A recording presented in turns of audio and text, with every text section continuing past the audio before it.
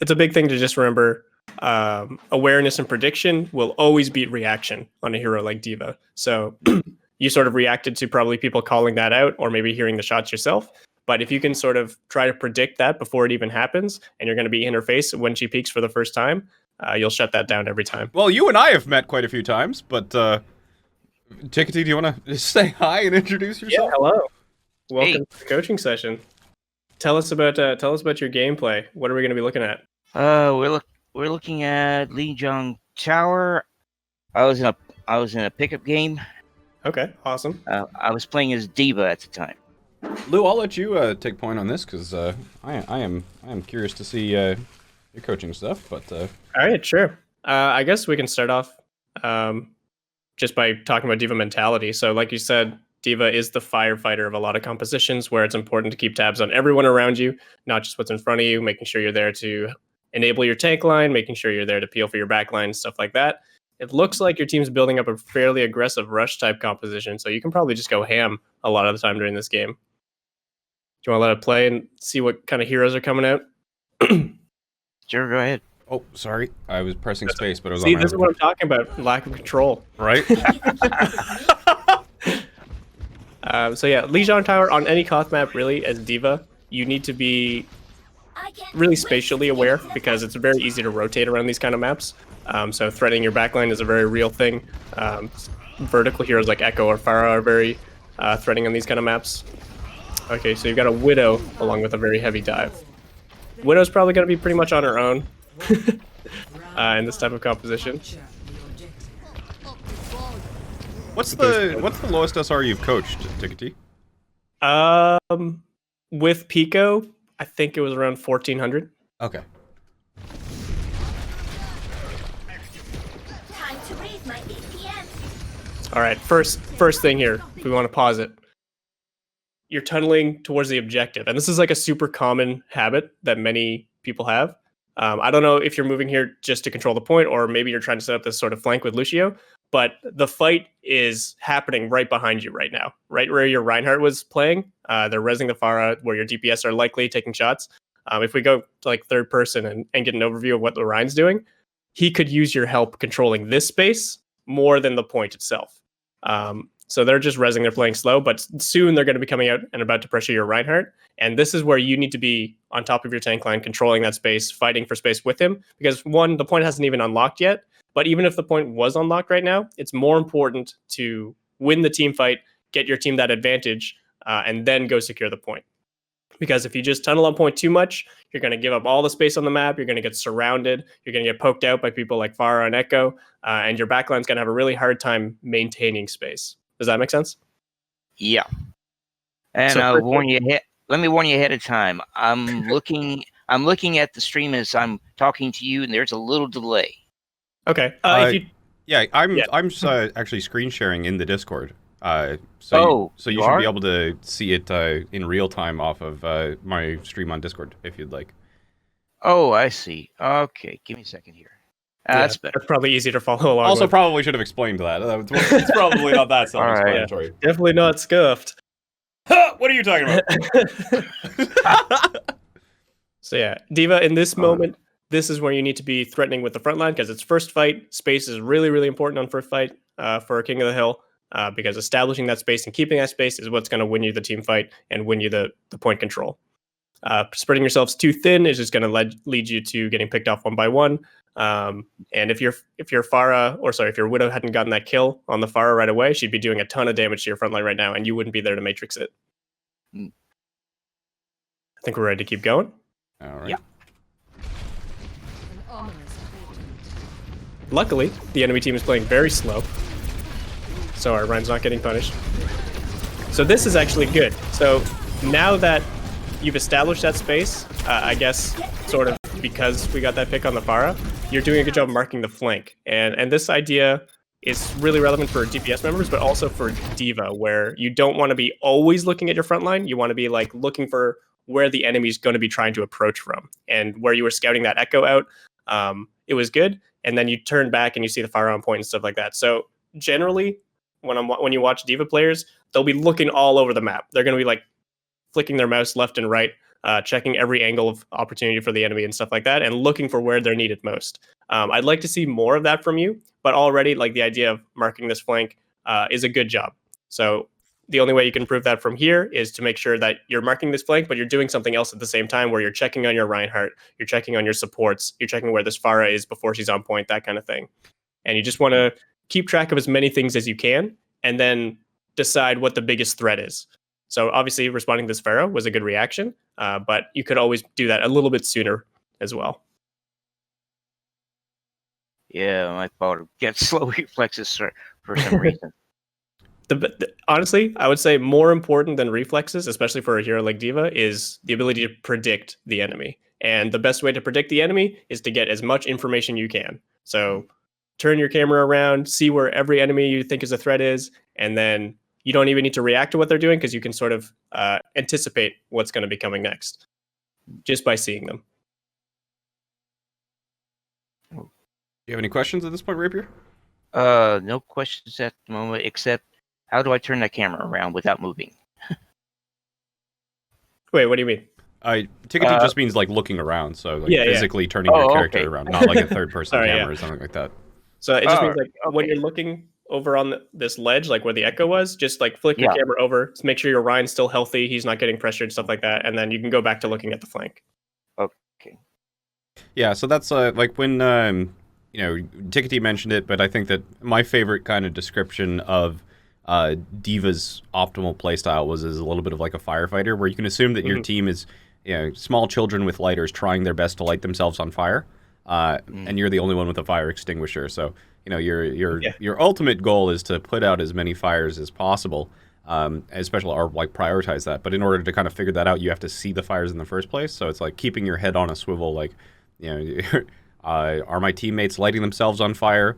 Is any enemy running at them with a can of gasoline? Am I going to have to be there in just a moment? So, absolutely. Yeah. Do you want to keep going, Tikatee? Yeah, I think we're good.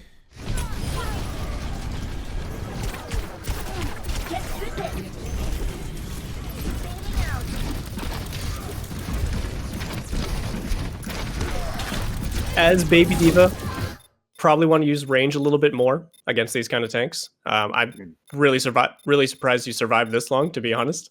Ryan's hammer is half your HP if he gets a hit on you. This Zarya is really high charge, but your little bunny blaster has no fall off damage. So you could just like run behind the point right now and just shoot in a straight line, straight through this corridor, straight into the window, like right behind that Zarya. And you'd probably get a few easy shots on the tanks. They're big hitboxes, and they'd have a much harder time dealing damage to you. And that's just going to mean a safer remech, more consistent remech, I guess, and a little bit of more damage onto these tanks while staying safe. I'll keep a note of that. My main concern was I'm probably going to die real fast, so I can remech and rejoin the fight, or I'm going to take some people out. One of the two is going to happen. Generally, go ahead. Sorry, go ahead. I was just going to say that, like, if you're trying to do a lot of damage like that, one of the things, if you're actually trying to stay in the fight and, try and do that, like, reset where you just die, you don't think that you're going to get much value if you kind of hang out in the back or something like that. If you can try and find a squishy or go at them, like, a lot of headshots plus a melee, like, Mini Diva is kind of scary, and especially the Ana. I'm not sure if you saw the Ana in the courtyard, but, she's a great individual for you to go for, because you don't actually even have to kill her. If you're just going at her and you make her, take cover, not heal her tanks for a bit, use her nade on herself, or put her in danger of one of your DPS, where if you can kind of change one of the breakpoints on a squishy target, where Widowmaker headshotting is going to kill an Ana, but a body shot's doing 120 damage. So if you can deal 80 damage to the Ana, like before you die, then that changes entirely how that Ana has to play. Because she has to change her sightlines or she has to nade herself. So you can get a lot of value out of that, whereas the chance of you being able to kill a Zarya or a Reinhardt while that Ana is still alive is pretty low. And then, the Ana might have trouble dealing with you because she needs the 3 shots in a melee, I think, where she might need to be calling for, like, the Zarya to turn around off the front line. So you can kind of force them to deal with you in the most painful way possible. So I like to, if I'm in a situation like this where I know that I'm not going to escape, I know that I'm not going to remech in a time for it's going to matter, I'm just going to YOLO myself into the squishiest target possible. YOLO! Yeah, either all in or play to live, yeah. Yeah. And if you're all inning, you got to find those priority targets for sure. I see they still haven't changed the beeping of pausing course during not. Of course not. Or like soldier fire, if he's shooting his gun, it just... Oh, it just... Alright, retaking. Luckily, your Widow's popping off and getting some good picks. This means you guys can go in really fast because they're already down 2 members. Well, that Widow is popping. Yeah, no kidding. Yeah, this was really good. I mean, only thing I would criticize is maybe you could have eaten one of those fire strikes, but not a big deal. Good pressure on the Echo. Not only, like, so that was really good because you were there to matrix the shots and all that, but flying in her face like that to eat stuff like the beam, stuff you can't eat with matrix, is a really good habit to get into as Diva. This is something I've struggled to teach Diva players about dealing with someone like Doomfist. Like, yeah, eating Doomfist shots don't really matter, but just putting your body in front of him stops him from punching one of your squishies. Same thing for Echo in that kind of situation where she can't beam that Lucio because you're in her face. That's really good stuff. Or so, yeah, okay. So another situation, again, similar to the first fight. It's good to keep your eye on threats like this. I was about to say, I think I heard some shots coming from the left, where it's good you're there to support your Reinhardt, but right now he's not under pressure. So your time can best be used. Since you're so mobile, you can boost around, you can get to high ground. Your booster's on a super short cooldown. You can fly over to these side flanks. You can fly up to the top flank and just scout that out. Even if there's no one there, having that information is good. And then when you're needed, your boosters will be back up. You can fly back down to Ryan if he gets pressured and stuff like that. So look for that in-between time where you can move around more freely, you can scout out information, and stop people like this Widow from getting these picks. Yeah. Oh, damn, I wish I had a Word file open.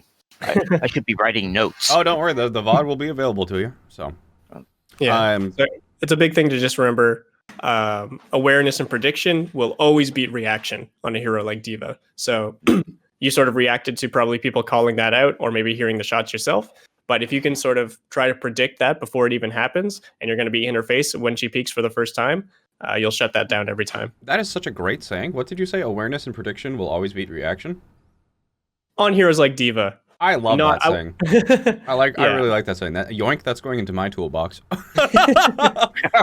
So the one thing that I was gonna say is that especially on Diva, high ground is free. So you're in this positioning and you're sitting around this kind of hashed area to help your Reinhardt, and you were kind of doing some long range spam with your micro missiles. But you could be sitting on this high ground because this is one of the other places that like people can come to attack your team. You know, they have a Widowmaker, they have an Echo. They could be up here to try and spam your backline or shoot over top of the Ryan shield. So you can be up here because, like, let's say the Widowmaker peaks up here.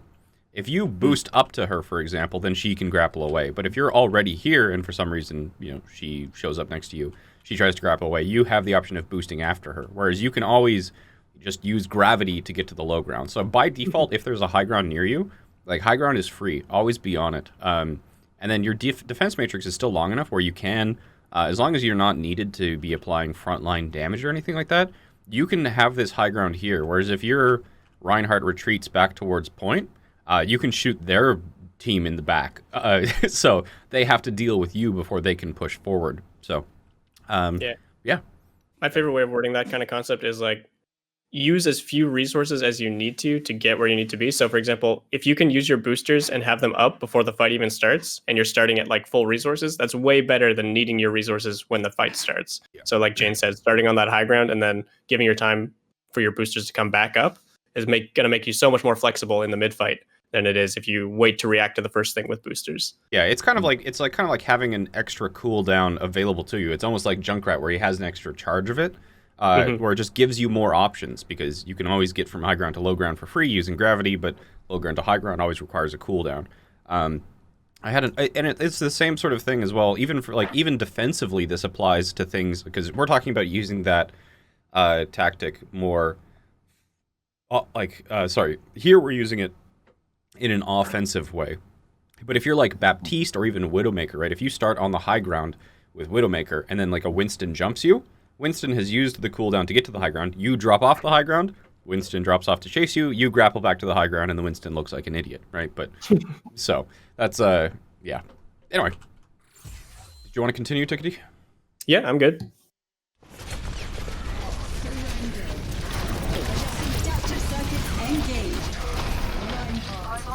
Unfortunately, not much you could have done to save that Reinhardt. All the damage he was taking was non-matrixable. Maybe best case you could fly in and try and boop them away, but with Reinhardt's steadfast, is that what it's called? I think so. Yeah, it makes it really hard to unpeel him. So that's more on your Reinhardt. Don't feel bad for that death. Your team did a good job of cleaning up, and I think you did the right thing there.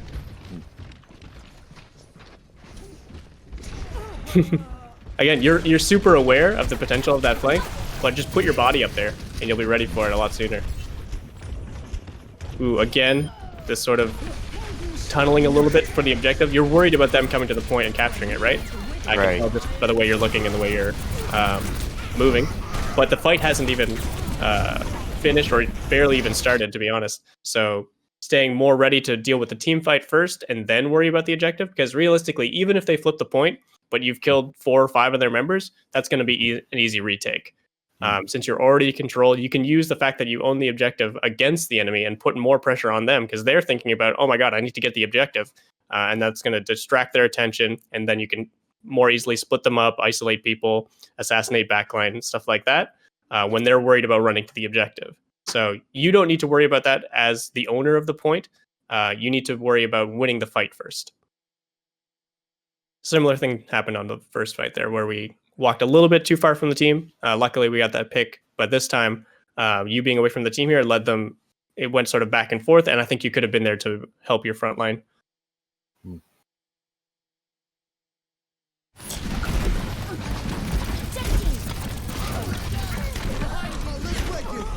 Ooh, almost got the barrier. Almost got the beat. Again, you're getting into melee range against Ryan Zarya.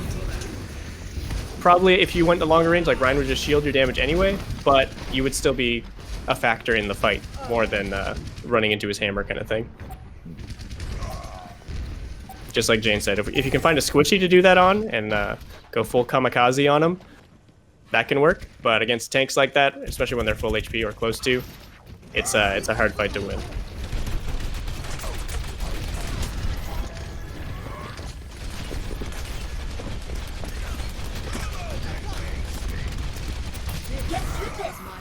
Nice, eating the fire strike. I guess a small habit I'm noticing actually real quick. When you put up your matrix, you tend to drain a lot of it, like 75% or more of your matrix all at once when you're putting it up. I'm guessing you're just being overly cautious. But one of the great things about Diva is that she can just flash her matrix on and off basically at will. There is a bit of a cooldown, but it's not like Sigma Barrier where it takes 2 seconds now to bring it back up. Yeah, actually, the term is paranoid. Exactly. So it's a hard thing to fully recognize. I can understand that. But when there's specific cooldowns you're looking to eat, like Fire Strike specifically, I'd like to see you try and be a little more strict on yourself about like just eating the Fire Strike and then having Matrix ready. Because likely nothing's going to happen in like the 1 second it takes to get your Matrix back up, unless they've got another big cooldown like a grab or something. But if you're just looking for one specific cooldown, try to limit the time you use that matrix for, because you're going to need it for when the bigger stuff starts coming out after that. Okay. And if you have any questions, Rapier Man, go ahead and shout them out. Cut us off anytime you need. Trust me, as soon as I think of them, I'll let you know. All right. We're going to bomb them. That went too high. A little bit too high. Sure it did. So, general tip for anytime you're Diva bombing, if you don't know exactly where you want it to go, you shouldn't be bombing. So, for example, I'm guessing you wanted to hit a specific area, or you wanted to make those tanks react a certain way, but you didn't think of where the bomb itself wanted to be, right? Right. You're thinking about the targets, not the bomb itself. This is a really more advanced Diva tech. Honestly, it takes a lot of practice to get bomb timings perfect. But think more about where you want it to end up more than the targets you want to hit with it. So, for example, in this situation, you want it to land at least inside the garden, or at least low enough to hit the people that are standing in there, maybe hit some people on point. Yeah, I should have hit a steeper angle on that one. Mhm. Probably would have landed it better. Yeah, or even just like letting your boosters run a little bit longer so that it starts coming back down faster, stuff like that. Mm-hmm. And yeah, the easiest way I found to teach that is to think about where the bomb itself is going to land and not the targets you're trying to hit. Mm. It's a tough one though. That one takes a lot of practice. All right, onward. We go. Looks like we got this one in the bag. Again, I like the way you're sort of like, even like maybe subconsciously, you're looking around for threats, you're checking all these flanks. That's exactly what you need to be doing as Diva. I think it's just sometimes you lock yourself in for a little bit too long, and you need to get back into that mindset of looking all around you. So yeah, you're already doing the things we're talking about, it's just making them more consistent. Alright, game phase on. Alright, good old Lijiang Garden. Yarp. All systems operational. Diva. We're running a similar comp. We got a ball now instead of a Rhyme.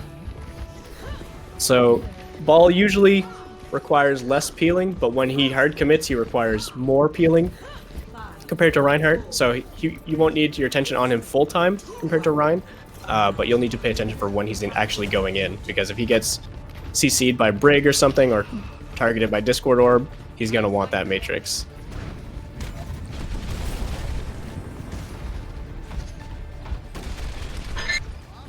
I mostly boosted in there, guy. I didn't want to get knocked off the bridge.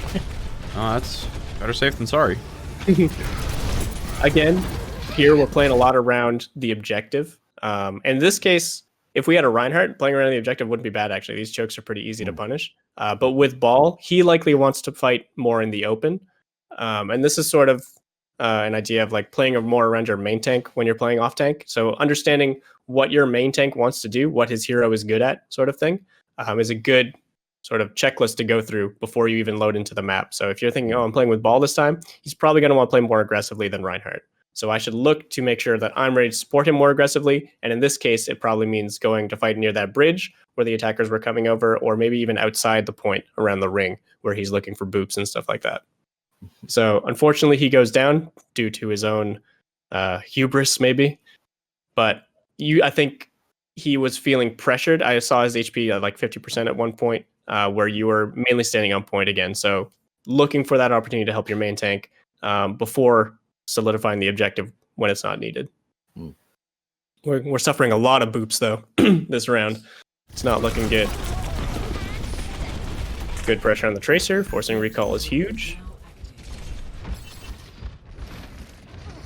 All right, I like that you're opting to back out here. You've got a lot of HP, and you don't want to feed all that ult charge.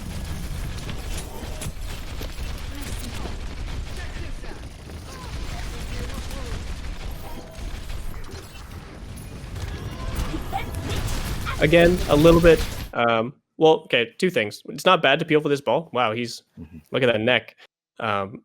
He's a threat for your backline for sure, but I think more important in this situation would be to go help your Ball aggress. So you're in a situation right now where the only real backline member you have is Widowmaker. Lucio and Moira can keep up during a fight, and you're trying to break through space. And typically, especially on a map like this, notoriously one of the hardest Koth maps to retake, you need to really coordinate with your team in order to get any amount of space. So if Ball goes in by himself, and then you go in by himself, and then Genji goes in by himself, it's not really going to do anything compared to if you all commit at the same time. And one, this is something that usually requires some good communication from any of those three members that we just mentioned, or at the very least, making sure you're keeping tabs on who your primary engaged tool is in this situation. Usually going to be the Ball. Usually going to be your main tank. So when we're walking up and you see Ball roll across that bridge the way he did, I'd like to see you trying to catch up to him. Favor that instead of peeling right now, because you don't really have members that are vulnerable to this Ball right now. That being said, he might go down. Nice. So we got the pick at least. Time to raise my APM.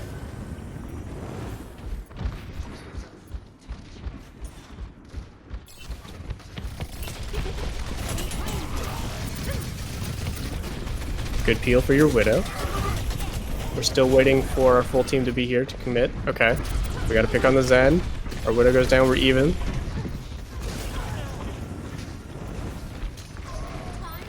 It seems like Fully operational. you can keep playing, but just as a general thought, it seems like you're almost like a solo player a lot of the time as Diva. And that's not a bad thing, especially if you want to go aggressive on someone and like find a kill. But especially, like I said, in these situations where we need to retake space, coordination and using your matrix for your team, using your body for your team if it's someone squishier than you, are really, really important concepts for Diva to be applying in these situations. Luckily, we found enough to find an advantage, but I think you could have done more for your team to get that space. Yeah. You started off really good, enabling your Widow, but I think it took a bit too long to get healed up and then rejoin the fight. So either go get that backer pack a little bit sooner, or commit to go finding one of your healers to heal you up instead.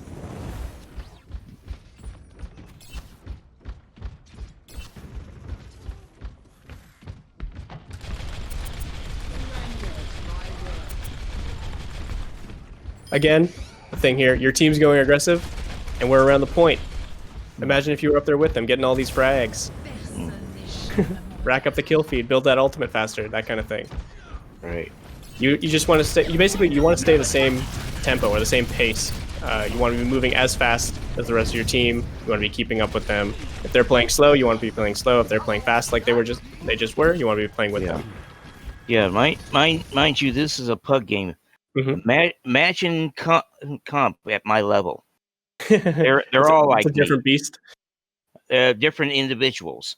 Mhm. No team. Right. And sometimes in those situations when it's just pure chaos, the best thing you can do is pick one person to latch onto, and then the two of you become like a two-man squad instead of 6 one-man squads.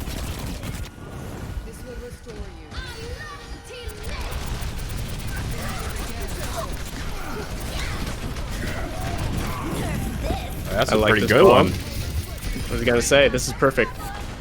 Yeah, my original intent was to just shoot it down into that other room, but Yeah, you got I got booped. booped. I got You I definitely got had the right booped. idea. I got booped, so I had to improvise. That was good though. I think if it had gone off like right when you meant it to, it would have been like perfect at slowing them and basically stalling them out on that bridge.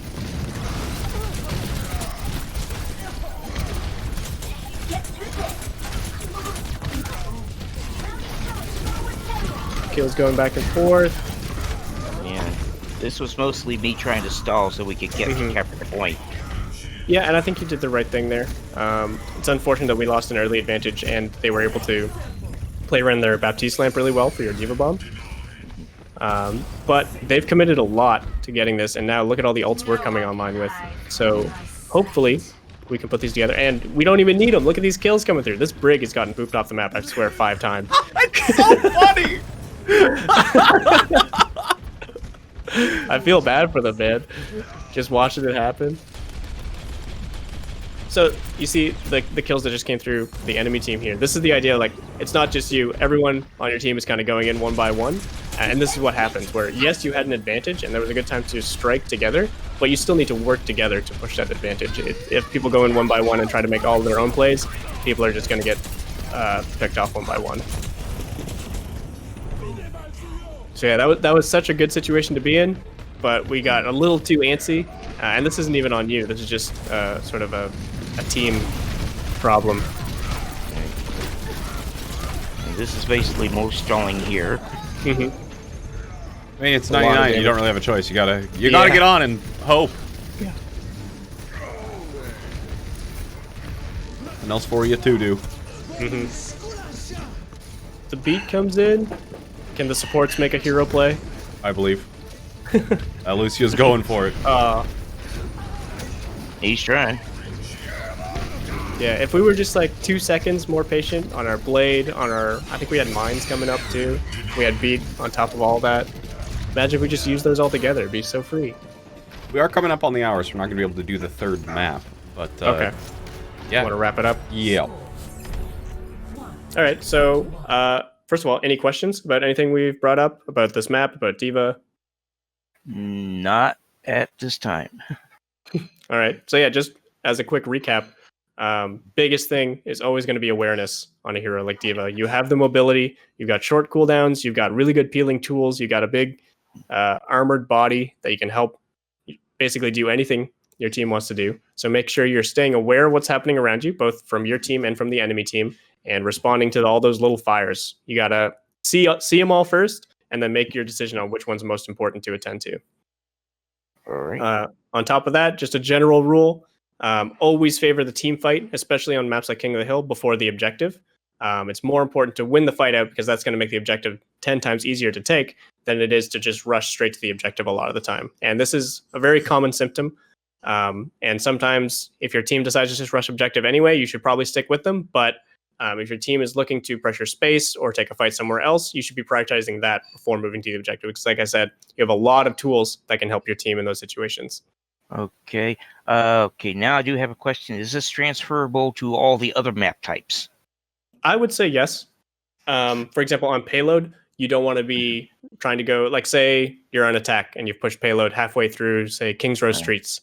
You don't want to just run straight to the payload if they're surrounding you. They're playing high grounds and stuff like that. You want to deal with those enemies first, take a fight, and then once you've won the fight, then you can start pushing the payload.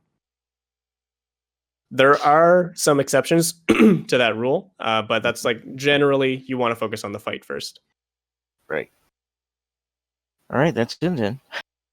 Thank you very much. Any closing thoughts, Jayne?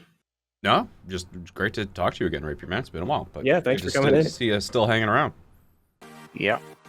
All right. All right.